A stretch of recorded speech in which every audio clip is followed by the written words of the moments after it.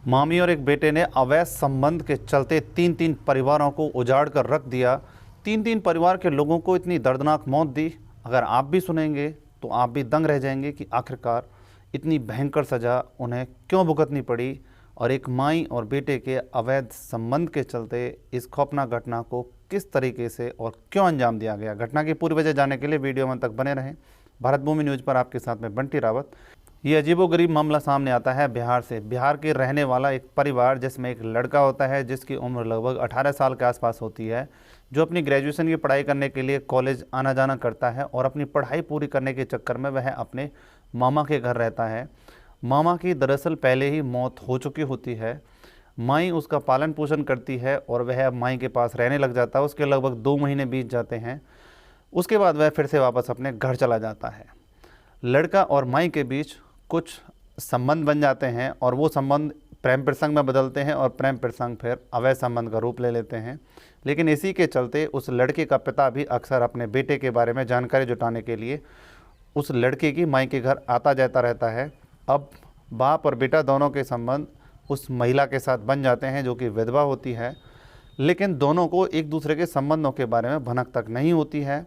ना बाप को पता होता है कि मेरे बेटे के संबंध इस महिला के साथ हैं और वो महिला दोनों से ही अपना संबंध छुपा रही होती है। उसके बाद वह उस लड़के के बाप से 5 लाख रुपए ले लेती है और कहती है कि मुझे इन पैसों की ज़रूरत है, मैं जल्द ही ब्याज समेत ये वापस कर दूंगी। लेकिन उसके बाद वह उसी के बेटे के साथ अपने अवैध संबंध और मजबूत करती है, उसके साथ शारीरिक संबंध बना लेती है। उसके बाद उसके बेटे को पूरी तरह से अपने कब्जे में कर लेती है। लेकिन जब उस बेटे की माँ को इसके बारे में पता चलता है तो वह इसके बारे में जानकर बिल्कुल सन्न रह जाती है और अपने पति का दामन उस महिला से छुड़ाने के लिए वह उसके सामने एक शर्त रखती है कि अगर वह उसके पति का साथ छोड़ दे तो वह उसे 5 लाख रुपए और देने के लिए तैयार है। इस पर वह विधवा महिला तैयार हो जाती है जो कि लड़के की खास मामी होती है और उसको 5 लाख रुपए मिल जाते हैं, जिसके बाद वह उसके पति को अवॉइड करना शुरू कर देती है, उसके पति की बातें करना बंद कर देती है। इस पर उसका पति उस पर गुस्सा करता है और उसके साथ मारपीट करता है, झगड़ा करता है। लेकिन वह विधवा महिला यह संबंध छुपा लेती है और उसके बाद उसका पति यानी कि जो लड़का होता है उसका बाप अपनी पत्नी को ये पूरी घटना बताता है। वह भी इस घटना को सुनने के बाद दंग रह जाती है।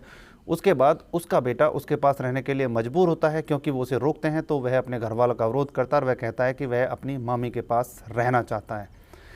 अक्सर उनके घर में इसी बात को लेकर लड़ाई झगड़ा होता रहता है। लेकिन अचानक से जब बेटा कॉलेज के लिए गया होता है तो वह वहाँ पर एक और अन्य व्यक्ति को देख लेता है जो कि विधवा महिला होती है, जो उसकी माई होती है, उसके साथ उसको देख लेता है और उसे उस पर शक हो जाता है।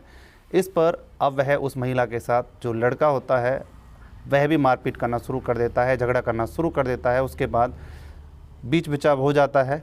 लेकिन कहानी यहीं नहीं रुकती है। अब उस विधवा महिला की हवस बढ़ जाती है और वह अपने आशिक के साथ उस लड़के को भी अपने साथ रखना चाहती है, क्योंकि उस आशिक की भी एक पत्नी होती है जो कि उस लड़के के पिता के साथ अवैध संबंध बना रही होती है। इस बात की भनक दोनों को लग जाती है। अब एक दूसरे को रास्ते से हटाने की होड़ मच जाती है। इधर वह विधवा महिला उन तीनों शख्स की प्रॉपर्टी पर अपनी पैनी निगाहें जमाए हुए होती है।